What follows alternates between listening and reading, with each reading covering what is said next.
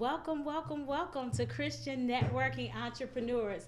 I'm your host, Pastor T, and Christian Networking Entrepreneurs is a platform for emerging entrepreneurs, community leaders, and small business owners. And we welcome you to the show today. Today we have a wonderful guest, which we always have wonderful guests because God has connected us to wonderful people. So today our guest is a community leader. Now that's something different. We've always talked to emerging entrepreneurs. We've always talked to small business owners. But today we're talking to a community leader. So my viewing audience, help me welcome Joy Kennedy. Joy, welcome to the show. Thank you, thank you, thank you. I am so glad to be here. How are you? I am blessed by the best, and I'm so excited that you decided to join us today. So for you all that don't know, we want you to vote for Joy Kennedy for judge for the Domestic Relations Court. So you know how we normally do it. We talk to our entrepreneurs, our community leaders, our small business owners, and we find out their story. We want to know,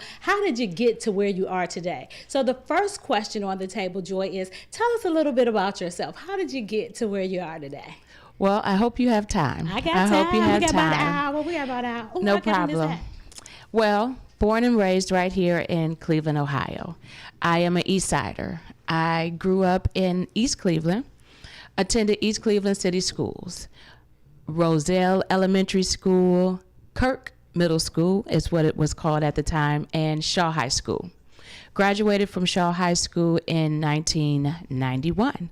Very, very proud Shaw Cardinal. All right. I am one of two children. My mom is Janine Johnson Hogan.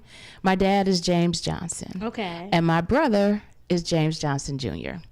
He is involved with a lot of radio and internet services, so you may have known him over the years, but it was just the two of us. Yeah, I know James and Joy. Go ahead. Close-knit family, grandparents, raised in a community. You know how it says it takes a village to raise a family, and we were blessed to have that, both of our grandparents for a very long time.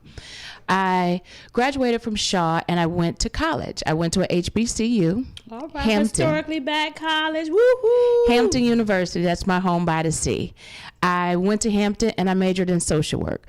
Received my social work degree from Hampton, and I then went on to Virginia Commonwealth University to receive my master's degree. Right. So I have an undergraduate degree as well as a master's degree in social work. Then I worked in various areas on the social work continuum, and I say that because I worked with the babies in our Head Start program and our daycare facilities, identifying what their needs are early on. With children, you want to find out what is impacting them now, so that if we need to do anything, put services in place, treat them for anything, we can do that early on, not when they're a lot older and struggling in school, but as soon as possible. So I've worked with young children, but then I've worked all the way up to our elderly and in our senior living environments. So all the way up the continuum in terms of the types of people and families that I've worked with. I've provided individual, group counseling, and then I started working with the teen population. Okay. Now, I've been doing social work for 25 years, so there was a time when I was a lot younger.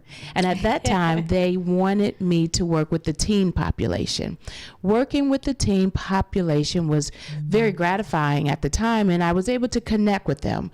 I was in Washington, D.C., working with our teen population and working with those children who were involved with the foster care system. And so when they were in crisis, they called me.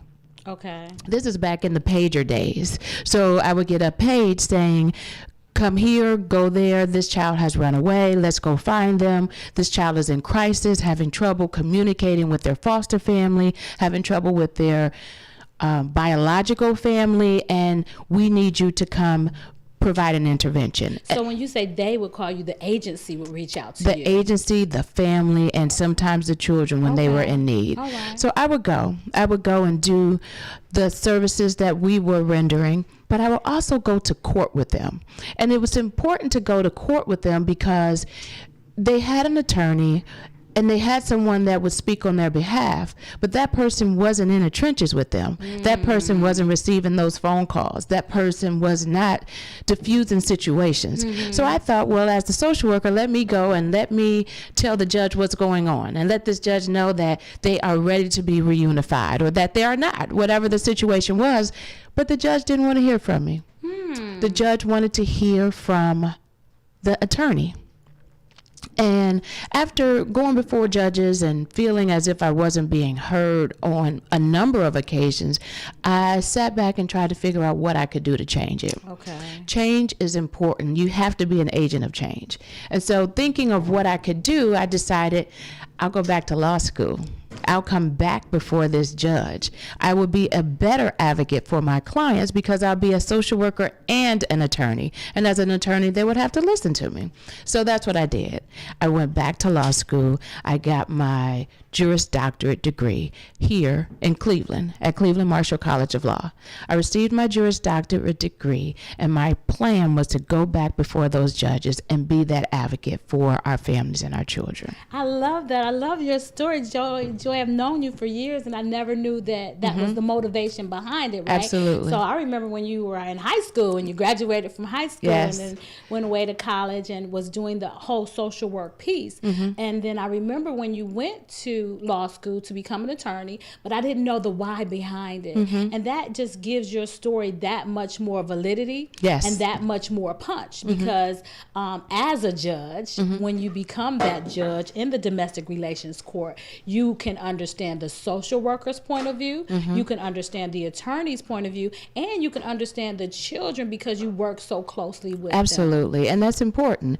It's important to understand the players before you. Okay. When people come before you, if you don't understand what services look like, if you don't understand what families go through, it's difficult to rule. Yeah. Or you may rule, but not genuinely, you know? Yeah, because you don't have the whole piece of the pie. So when you're ruling, you're just looking at this one little piece of the pie. Absolutely. Not knowing how the children are affected, how the family are affected, how the family members are affected, how Exactly. the siblings, so it's a whole piece of the pie. Divorce affects the entire family, and not just the family, but it impacts our entire community. Because if you are the product of a divorce, how were you treated? How did you feel? How were your issues addressed? When people separate, you're separating not only physically, but you're separating emotionally Yes. and financially. Yes. And you have to be able to properly address that.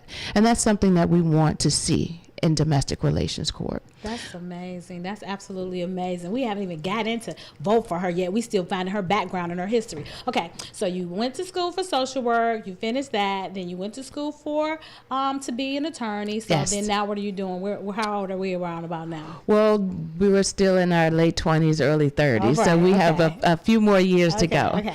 The social work and law degrees, they intertwine very, very well when you're working with families. I bet. And so I started my career at the Cuyahoga County Public Defender's Office. The defender's office is really important in this race or in races in general because most of your attorneys who take the bench don't come from a defense perspective. I have been with the Cuyahoga County Public Defender's Office as a trial attorney. So I've been in trial pretty much every day. Every day we are battling issues that impact our community.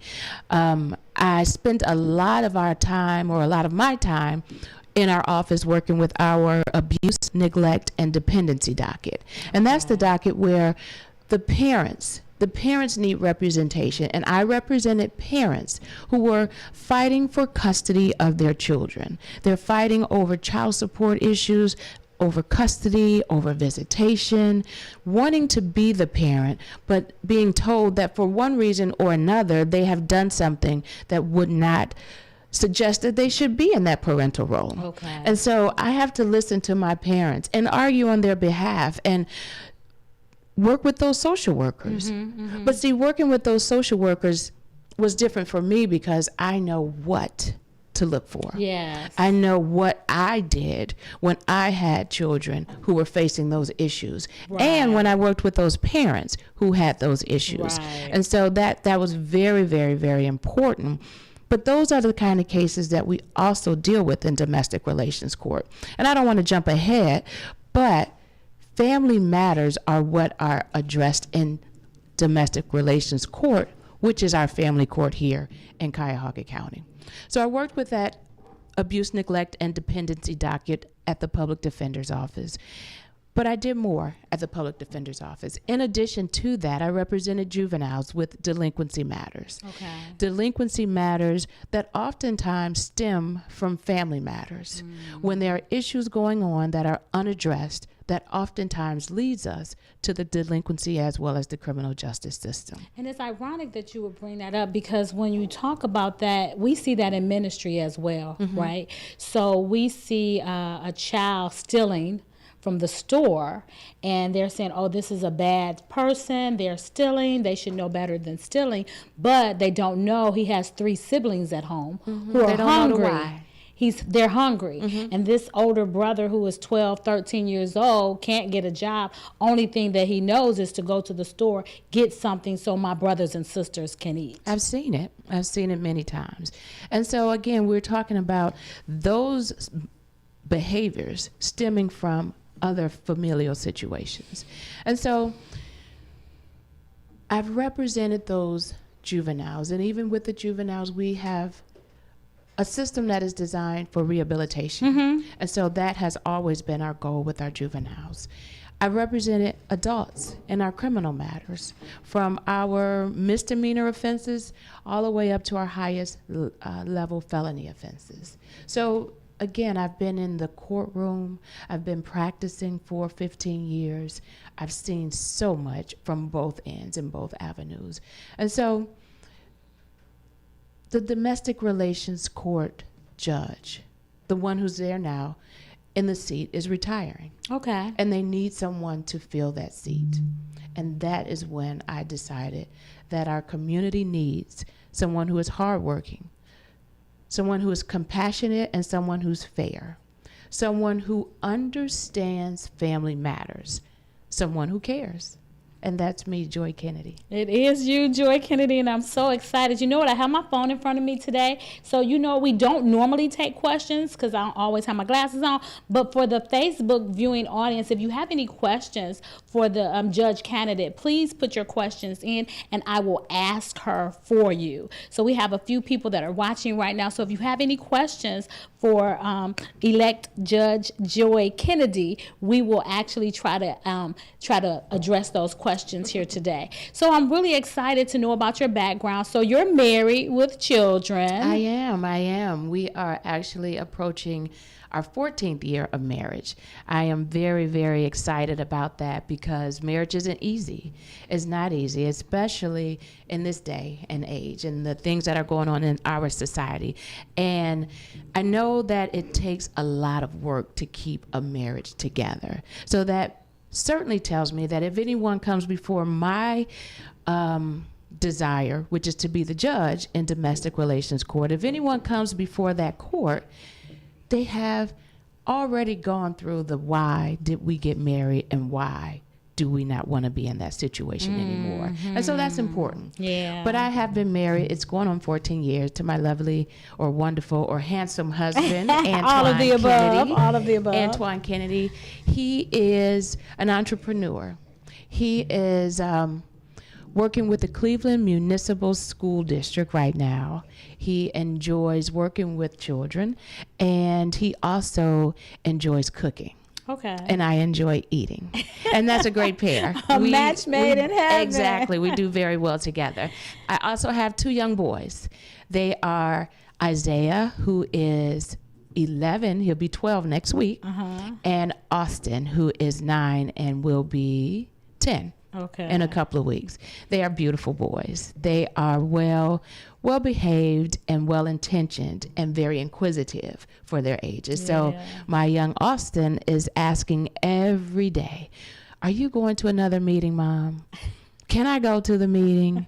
when are you coming back from your meetings? And I was just telling him yesterday that I go to all of these meetings so that I can make a better way for us as a family, but not just us, for us as a community, because we need people in positions that are going to care for and treasure our community. So I tell him that, and I don't know if it sinks in yet, but I do know that if he repeats anything that I say, then those are the words that he will share with others. Amen. That's amazing. So you're married with children. That's awesome. And being married 14 years with 2 young boys, how is that looking for you when you're out here campaigning?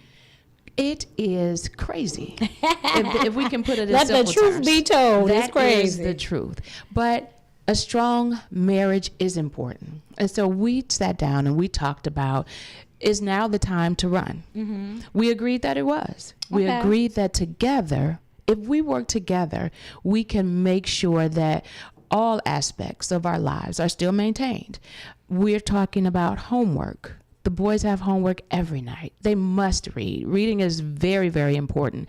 And even when I am away, I am calling home to make sure, did you read? Right. Did you get your reading done? But it actually warms my heart to know that they enjoy it.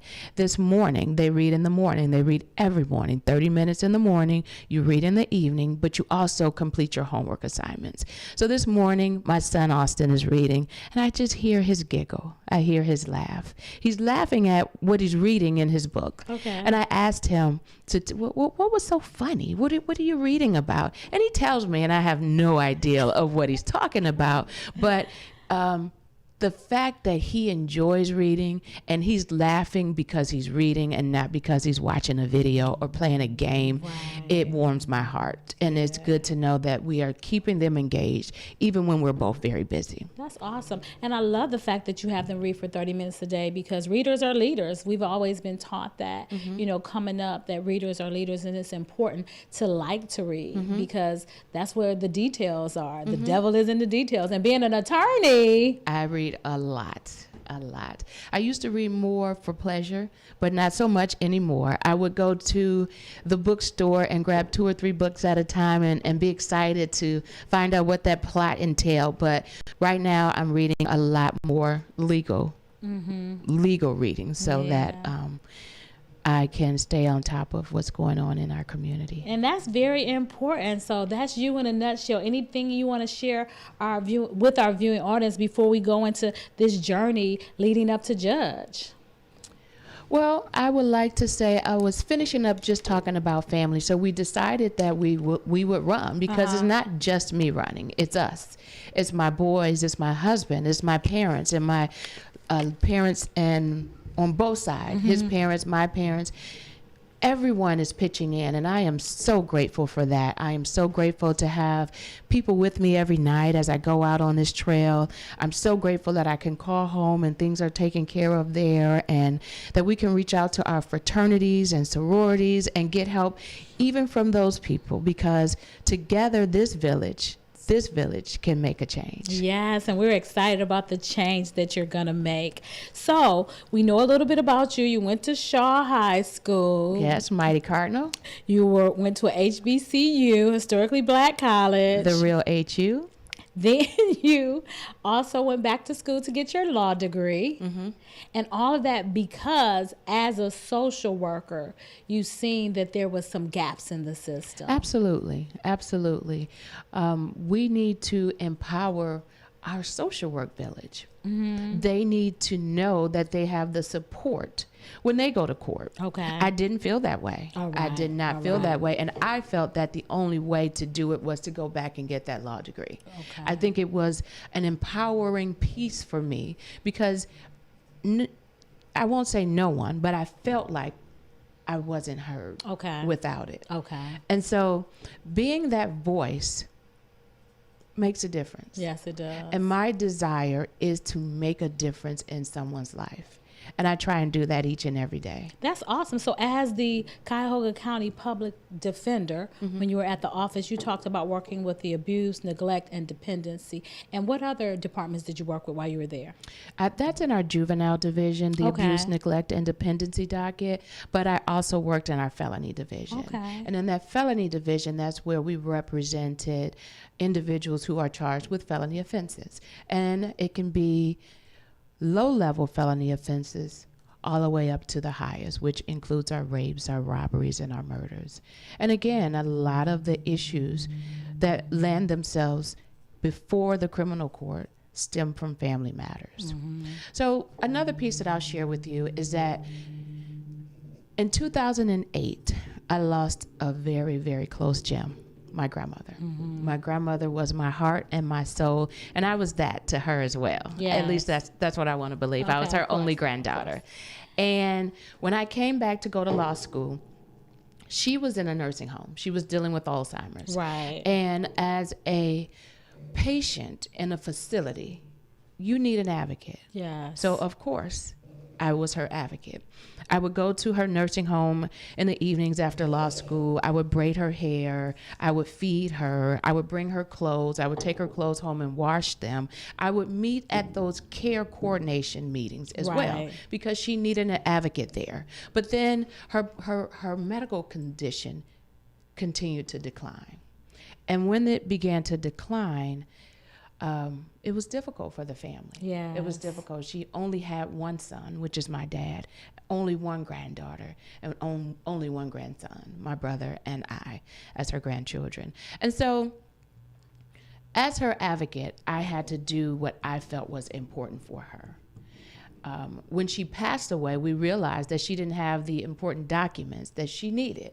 We're talking the will, the living will, the power of attorney, the documents that would help her family in her time of need and in her time of transition. So I started my own practice. I started my own practice, again, because I felt that there was a need in our community, and how or who best to address it than me. Right. I just believe that if you can help in any way, just do that. Right. And so I started a practice where I started working with the estate planning documents for people. I wanted them to get their house in order. And that's what I titled my seminar. So I went to many churches and many other facilities to just talk to the community. Talk with the community about the need to get your house in order and preparing those documents. And so out of that, we're talking about putting your house in order, and then somehow we started talking about divorces and dissolutions. And I would meet with people who had been married for 25, 30 years, but estranged from their spouse. They hadn't been together, and now you want to write a plan for your estate, but you have a wife that you haven't connected with. So how do we resolve this? So it began to spiral. So those same people that I was speaking with about estate planning measures and probate issues for their family started talking to me about divorce. And so that grew into my practice of handling cases in our domestic relations court. So this started back in 2008 in terms of going to our domestic relations court, handling cases there, resolving family matters, and getting people to put their lives in order so that they can move forward. Because divorces are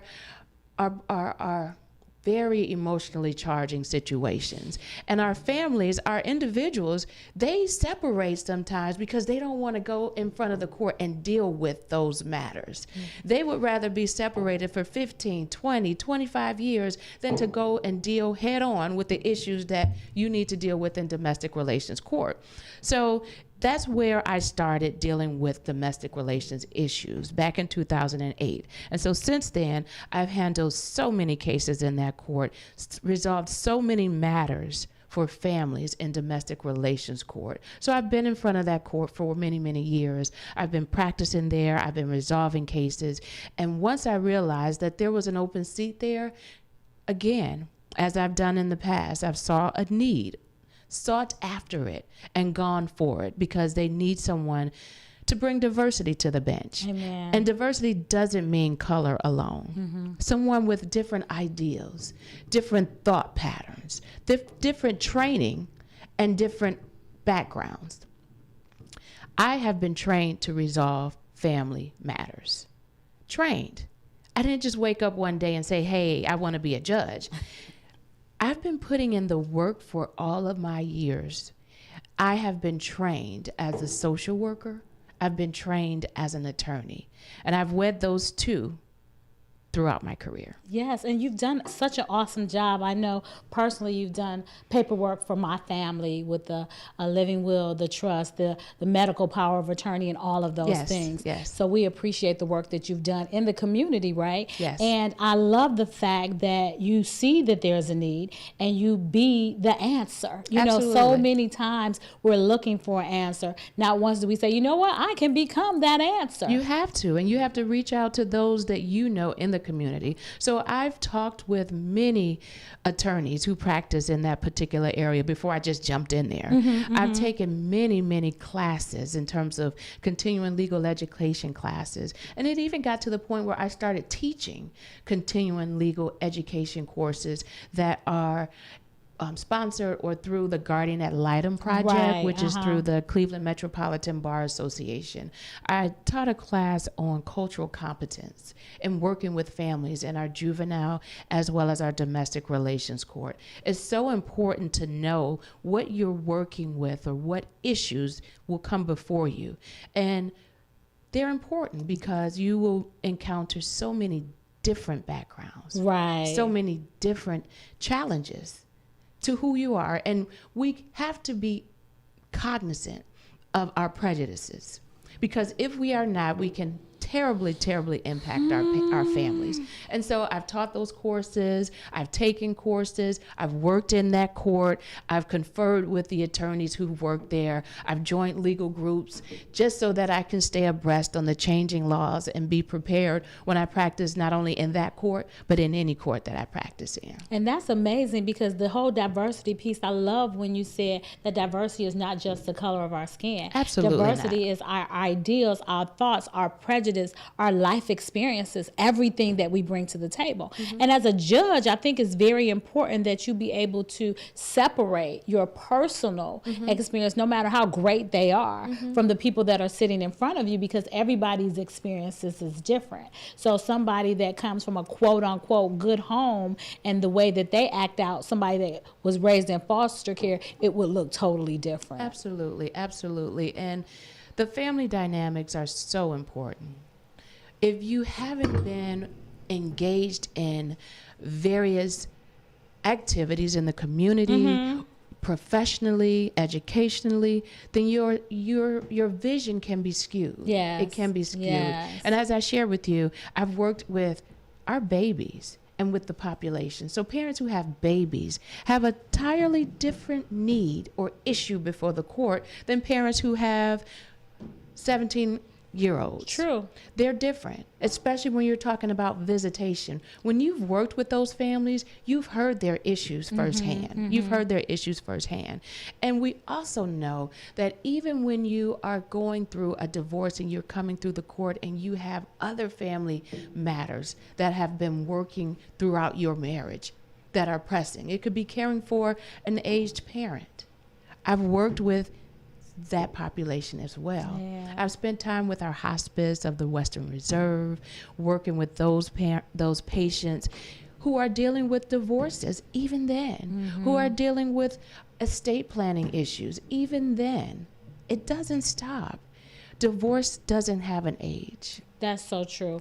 And the fact that you have worked every gamut of the whole family just gives you that much more validity, just gives you that much more knowledge of what people might be facing, from working with the children, via social work, from working with the teenagers, to this story with your grandmother and being an advocate for her as she was having dementia issues, Yes. to just all the different facets. And I think when you bring someone like you to the seat of judge, you're more apt, more well-rounded to be an advocate for all people that comes in front of you. And that's so important because everybody won't have those skills. Everybody wasn't a social worker. Everybody was an attorney. Everybody didn't take the time out to find out the legal documents that people need to move forward and be productive in life, and let alone deal with the aging parent. For you, it wasn't an aging parent, it was an aging grandparent, but just the whole experience is the same no matter if it's your parent or your grandparent. Sure, it's a lot. And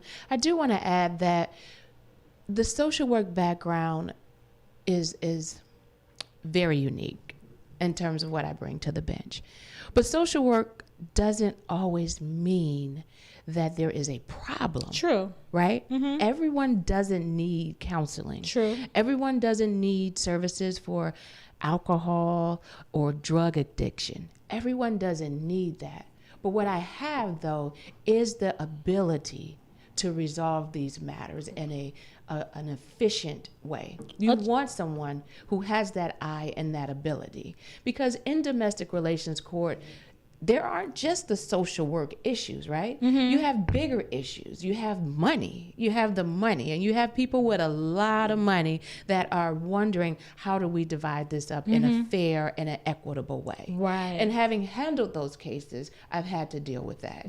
You have real estate and the division of that. How do we divide this real estate? What's the best way to do that? And who can move this case through the process without offering social services as an answer? And I believe that I can do that from my experience of working in that court. You have spousal support issues. People who come are mad sometimes because I want this and I want it now. Yes. And so it's being able to deal with the different personalities that come before you, the different needs and wants that come before you, and being able to determine what is important to the family. Right. What is important to the resolution of this case, and how can we resolve these cases in a way that will move these families forward. And that's awesome because the training, like you said, your training and your background has prepared you for such a time as this. That's how I look at it, right? So your training and your background has prepared you for such a time as this. And being prepared, the training, the classes that you've taught to be able to help people. So when they're coming, you're just not making, I would say, a decision. You're making an educated decision. You're making a decision based on the experience that you've had, listening to what the people have to say that come before you, and then taking all of that and filtering it through and coming up with something that's going to be the greater good for everybody that's involved. Exactly. And I always say that when parties come before you for a divorce, it's not just them. It's not just them. Most times, there are family members. They're the children. They're the offspring. Those are the ones who are also impacted by that. So you have to look at a big picture. Yeah, a big picture. That's very important. So we've been 30 minutes into this. Woo-wee, time goes so fast. So I just want you to give a quick little commercial, please, for Vote For You, and then we'll keep on talking. Well, our early voting has started here in Cuyahoga County. And if you are an early voter, then I say go down to the Board of Elections and vote for me, Joy Kennedy. I am on that ballot for Domestic Relations Court in Cuyahoga County. So that's throughout Cuyahoga County. So when you vote on March 17th, if you are in Cuyahoga County, you will see Joy Kennedy on that ballot. And if you're looking for someone who is hardworking, someone who's compassionate, someone who's experienced, and someone who will be fair, consider and vote for Joy Kennedy. Awesome. I know I am. Not because I know her personally. I am because I believe that she's the most qualified candidate. So when we are voting, a lot of times, and we're just going to talk about how people perceive voting and the whole election process, right? So a lot of times people think, well, I'm just not going to vote because it doesn't matter anyway. I want you to talk to people who have that mindset, have that perception. I'm just not going to vote because it doesn't matter anyway. Essentially, a no vote is a vote for someone else. And so it's important that we take the time to listen to and get to know our candidates. There is my website, which is www.joykennedy4judge.com, and you can find background information about me. But other candidates in other races have similar sites and similar information out there. You want to get to know your candidates before you vote. It's important. It's very important. I think it's very important because I'm not just voting for you, I'm voting for your platform. Absolutely. So when I'm voting for your platform, how can I vote for your platform if I don't know what your platform is? And you want to find someone who can identify with some of the things that impact your life or the lives of the community, the people around you. So many people don't go to domestic relations court, right? We get married to stay out of domestic relations court. But if you go to domestic relations court or someone that you know, we can raise our hands by a show of hands. Do you know someone who has gone through a divorce or a dissolution? And I'm pretty sure 1 in 2 people can say they have, especially given the divorce rate that we are experiencing right now. But you want someone who's going to be fair. And what I've heard in being out on this campaign trail is that a lot of men are afraid to go before the court because they do not feel that they have been treated fairly over the years. And it is either from what they've heard from someone else or from what they have experienced in their own matters. And I will say that it is so important for fathers to be present. It is so important for fathers to be heard. And it is even more important for fathers to be involved in the lives of their children. I would stop and pause right there for a minute because that is so important. And me personally, I just feel like that's affecting our community on grand scales. I am the pastor of New Beginnings Ministries, and I also work with our teens at church. And just to hear the young men talk about the absence of their fathers in their lives is just heartbreaking to me. And to know that, you know, men, we need to step up. I raised my nephew, and when I was raising him before I got married, and I would always tell him, I can't teach you how to be a man, but I can teach you how to be a gentleman, right? Because it takes a man to teach you how to be a man.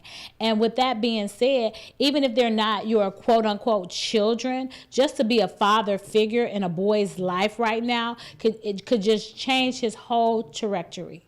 I agree because men bring something different to the table.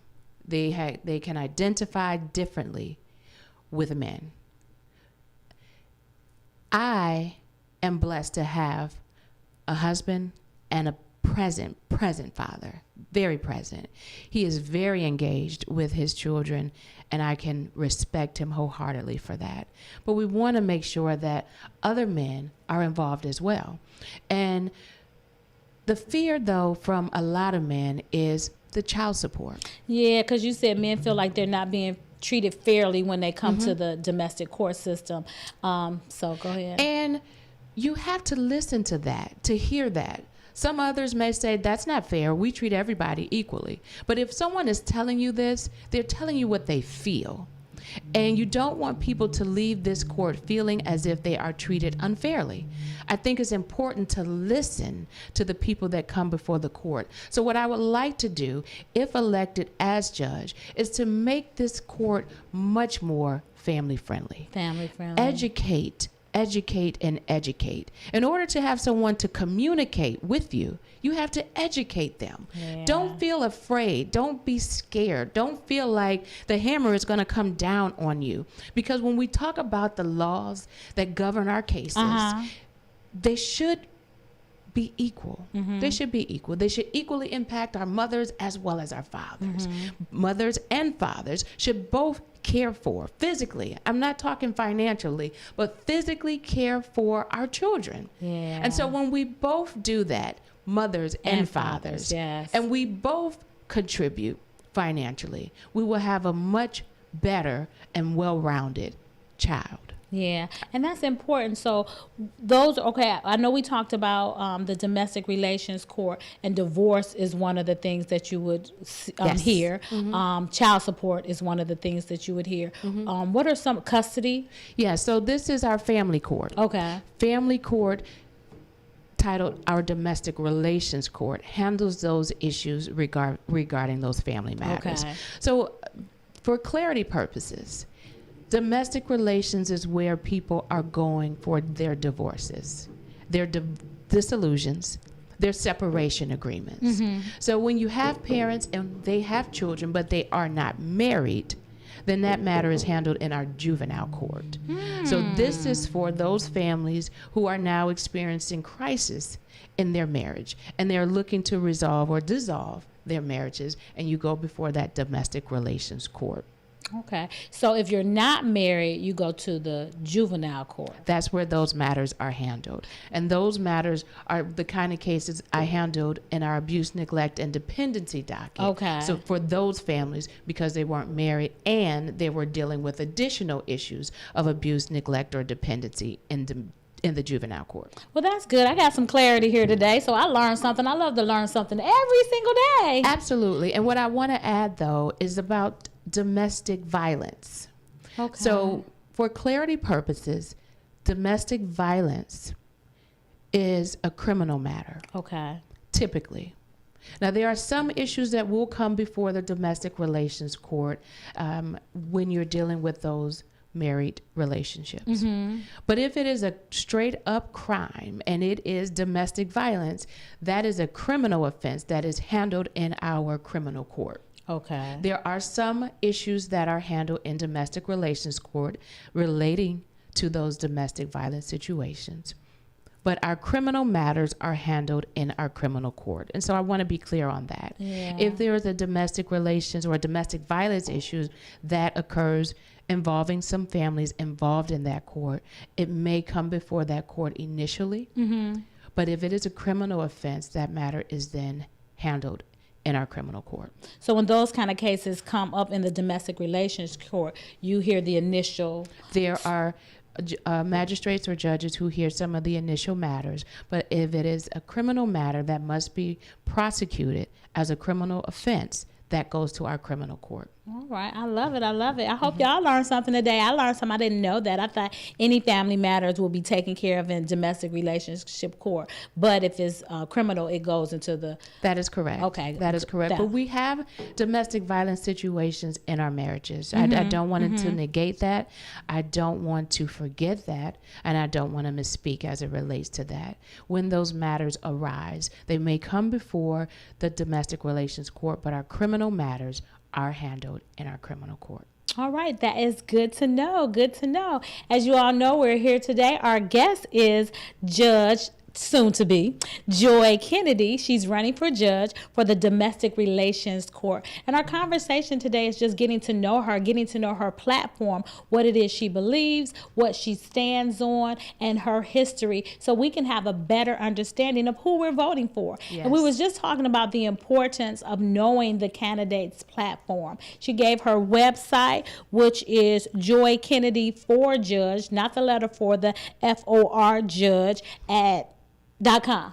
Yes, Judge- joykennedyforjudge.com. Joy Kennedy for Judge. So you can go there and read about the platform. So before we went off on our rabbit trail, we was just talking about how important it is to know the platform of the candidate. Absolutely. And then I brought up a point about people not voting, saying, I'm just not going to vote because it doesn't matter. And you was explaining that. Then we went on a rabbit trail about the domestic I'll violence. just say that voting is very important, and our elections oftentimes are very close. I've seen elections where we're down to 6 votes, and that's when you may get a recount, but swinging in one way or the other. Every single vote matters, and I encourage each and every one of you to exercise your right to vote. For so many years, many people, many races, many sexes were prohibited. Women couldn't vote. African Americans couldn't vote. We have that right now. We all have the right to vote. And so exercise that vote. Engage in what's going on in your community and vote. We have to get to know the platform of those individuals who are out there running and choose based on how they best identify with us. When you do that, then you have a stake in the game. You have a position, and you can hold those leaders accountable, saying, I voted for you. I voted for you because you said you would do this or you believed in that. And then see how their rulings or their decisions match what they said. Hold our leaders accountable and make your vote count. Yes, it's so important because when we have change agents, it's good for somebody to come along that's new and fresh ideas, new and fresh perspective, different ways of looking at the same old issues. And we as African Americans, I'm just going to make it personal, we as African Americans, we have to vote. I always think about the fact that somebody died for me to have that right. And if I don't take advantage of that right, shame on me Absolutely. for not taking advantage of that right, knowing that our ancestors died, our ancestors marched, our ancestors picketed so we can have that right. And it's amazing now, this is February and everybody is talking about Black history. And I remember looking at a post this morning saying Black history is American history. The only difference is they took the Black part out, right? So we was right there the whole time. And for the powers that be didn't choose to put our history in the history books. So we had to go out on our own and find out all about it. So today, this is history. The fact that we can have African Americans, not just African American, the African American female running for judge is a awesome thing in an awesome time. It is, and it's not an easy task at all. It's amazing the things that you hear on the campaign trail. It's amazing how people treat you on the campaign trail as if you have no right to be here. I've been asked, why are you here? Why don't you get out of this race? Why don't you run in a different race? Why can't I be here where I'm needed? Yes. Where I can bring change and diversity? Yes. Why is it better suited for someone else? I was even told that, well, this is your first time running. We'll help you next time. Or Jesus. You'll win next go round. As if I have to pay my dues and never have an opportunity to win your first go round. So I'm in it to win it. I'm fighting to win. I'm running to win. And I plan to win. Amen. I plan to win. And we are excited about that. And just the fact that, you know, a lot of times you're running for a race in politics and the powers that be or the behind the scene things that you have to go through to keep your head up, to show up for these interviews, to smile, to speak your truth and Yes. speak your piece, and then to continue to move on. I'm sure it's not an easy task, No. but we're going to be praying for you. We're going to pray your strength in the Lord. We know that God has called you for such a time as this, and we're going to back you in everything that you do because we believe in your platform. I appreciate that, and I am a praying woman, very prayerful, morning, noon, and night. I am a member of Antioch Baptist Church, and my husband and I have been at Antioch for about 16 years. We were married there. Our children were blessed there, and the church is amazing. The church is amazing, and you have to have a spiritual grounding, a spiritual basis, and put on your coat of armor each and every day and be ready for all of the things that are thrown at you. I feel like I wake up and I wonder, what am I going to be hit with today? And I want to watch it just run right down me as I keep going as if I have a force field like they did in the games back in the day that we used to play, like the Atari games. Yeah. I feel like I have a force field around me that is just shielding me from harm because I'm forging ahead. I have to do this. You have to. You have to know what you're called to do. Mm-hmm. And it's ironic you would say that because me and my husband, just being in ministry, being in a leadership position in any capacity, there's always going to be opinions. There's always going to be naysayers. There's always going to be people something that you say. So we have like a little joke how we deal with it. And our little joke, we say we're going to be like a duck. And anything that somebody say that we don't want to deal with, we're just going to let it roll off like water on a duck's back. Uh-huh. So when we have something to say and somebody says something something and I'm coming home and I'm venting about it, and he'd be like, quack, quack. And normally quack, quack is supposed to be our trigger word. Oh, we're not going to deal with that. So something happened to me one day and he was like, quack, quack. I was like, no, but I don't appreciate this and I don't appreciate that. And this person said this. And he was like, quack, quack. I was like, I don't want to quack, quack today. I want to deal with this. I want to, but you have to be like a duck and say quack, quack, and let those things roll off of you. And knowing that you have the power of the Holy Spirit to help give you a supernatural strength to deal with these things in this natural world is just going to help you be even that much better. Absolutely. You have to. Just have to relax and let God take control. Yeah, that's amazing. So give your plea for voting again. Absolutely. We got like 10 more minutes before 10 we minutes, close. and I want to say for the entire 10 minutes to vote for Joy Kennedy. Vote for Joy Kennedy and vote for Joy Kennedy. I am a candidate for the Cuyahoga County Domestic Relations Court. I am on that ballot. If you're an early voter and headed down to the Board of Elections between now and March 17th, cast your vote for someone who is hardworking, someone who is compassionate, someone who is fair. If you choose to vote on March 17th, that is fine too, because I'll take your vote on that day as well. At that time, vote for me, Joy Kennedy, the next judge of the Cuyahoga County Domestic Relations Court. Well, we're excited to have able to have this interview with the future judge, Joy Kennedy, to talk about some of the platforms that she believes in. We hope that you learned something today. I know that I learned something today. And as Christian networking entrepreneurs, we talk to community leaders like Joy today. We talk to emerging entrepreneurs because we want to give you some tips and tricks on how to advance in your business. And we also talk to small business owners. So we talk to those change agents here every third Thursday at 10 o'clock. We also have a networking event every quarter. So our next networking event is in March. If you're interested, shoot us an email, info@mynewbeginnings.org, info@mynewbeginning.org, or you can give me a call. My number is area code 216-466-3801, 216-466-3801. Now, if you do give me a call, that is my cell phone number. Leave a message. If you don't leave a message, I won't call you back. So if you leave me a message, I will call you back. We are very touchable, very approachable, and we want to make a difference in the world today. So again, I hope you learned something about the whole domestic court process. And Joy, I'm going to give you the last 5 minutes to do your closing remark, and then I'll close for the show. Oh my. Anything you want us to walk away with? Anything you want us to know about you? Well, let's see what I can cram into 5 minutes. Okay. The Domestic Relations Court has a help center. Okay. And that help center is where our unrepresented clients or litigants will go if they want to get some direction or some course of action that they want to take and they need help with it. Okay. I believe that that is an excellent center that we need.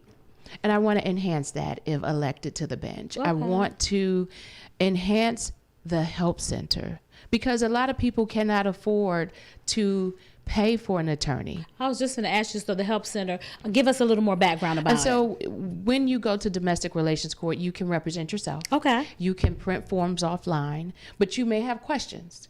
You may not understand something. You need trained individuals in the help center to assist you. Okay. And so when I say enhance, I want to enhance it with additional support for individuals, additional people there that you can talk to get help. This is not where you go for legal advice or an attorney, but this is where you go for help. And we need that. As a public defender, I've represented people who were unable to afford the cost of an attorney. And I can absolutely understand that in terms of finances. Mm-hmm. But in domestic relations court, you don't have that. You don't have the entitlement to an attorney. Okay. So you will not be automatically assigned an attorney for your cases in domestic relations court. So you may have to figure out how to do it. You want a divorce, but you can't afford to do it. Attorneys can charge anywhere from $200, $300, whatever they feel they're worth to be representing someone in that court. Right. So if you can't afford it, but you still want a divorce, I encourage you to stop by the help center. But I want to make sure that that center provides the right kind of services. So I just wanted to add that is something that I think is very important for domestic relations court. And then the help center is one, but I also believe that the Families First program is a grant-funded program that is awesome. It is a program that can provide assessments and services for individuals who come before that court. Because again, we go to this court in crisis. What brought us to the court? Right. What is that crisis? Are we having a mental health breakdown? Are we having issues with drugs and alcohol, addiction needs that haven't been met? That program assesses individuals and connects them to services. That's important. That may be the reason why you're before that court to begin with. Now, the purpose is not to say, oh, let's not have a divorce anymore, but it is to make our families better. They need to be better when they move forward. Yes. And if there are drugs, alcohol, addiction, anger management issues, help the families help themselves so that the kids get what they need. So I just wanted to say that. I wanted to say that being a judge is a position of service. Okay. You serve the community. Yes. It is not a position of entitlement. And many people use it as a position of entitlement, right? They do. So you want to elect someone who already knows that coming in the door, that I, if elected as judge, will be working for the community. I'm not working for myself. I'm not working for one entity, but I would be working for the community if elected to be that judge. That is amazing. And I think that it's really good that we're getting this out before we close today. But the Family First program is something that is needed. Absolutely. Absolutely. This court has to educate and connect to services, to resources, right? Because some family may say, I don't need services, but we can educate you on some other things. Yeah, because the Family First, if you can get the education that you need to know how to navigate through the process,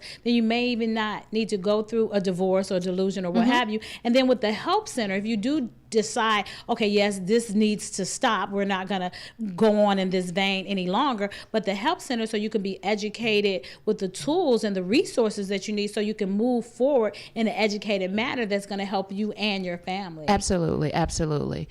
I believe in our domestic relations court. Our court is doing an awesome job right now, and I would like to enhance that. Awesome. I would like to enhance that. Well, thank you so much, Thank you. Joy, for being a guest here today on Christian Networking Entrepreneurs. Thank and you. Thank you so much for viewing today. We appreciate you.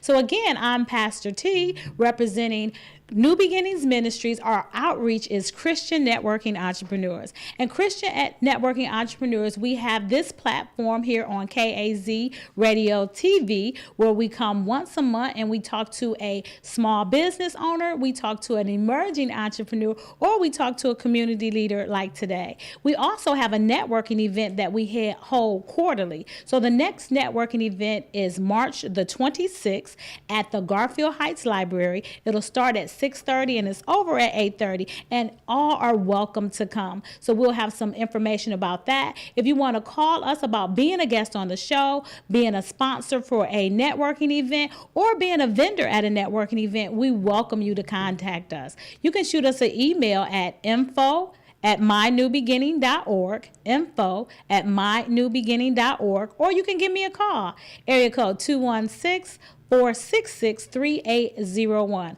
Again, thank you for tuning in. And remember, if you don't network, you don't work. I'm Pastor T. See you later.